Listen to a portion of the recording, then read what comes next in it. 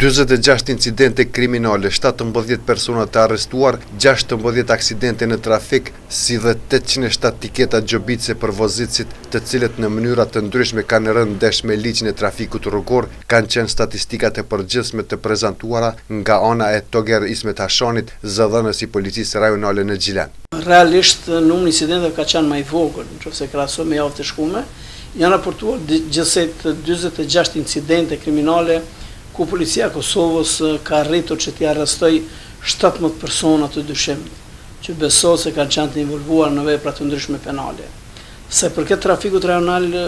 janë raportuar 16 aksidente me lëndime,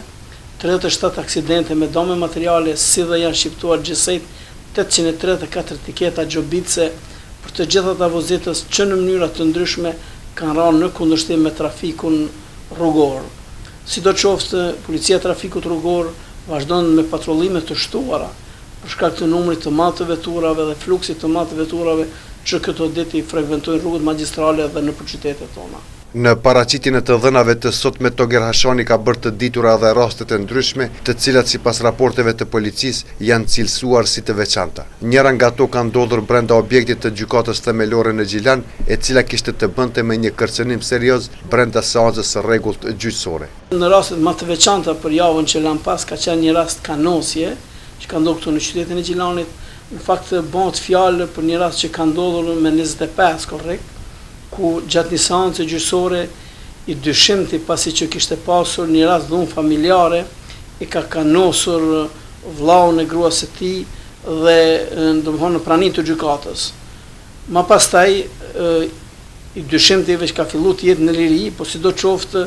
ankuesi pasi që e ka konsideruar si rrezik serioz kanosjen, ka ardhur në policinë e Kosovës, e ka dhënë një deklaratë dhe njësitet e hetimit nga stacioni policor i Kosovës këtu në Gjilan kanë dalë në vendin e ngjarjes, e kanë takuar të dyshimtin, i cili është intervistuar dhe janë gjetë prova të qëndrueshme se në fakt ai qëndron pak sa e kanosje.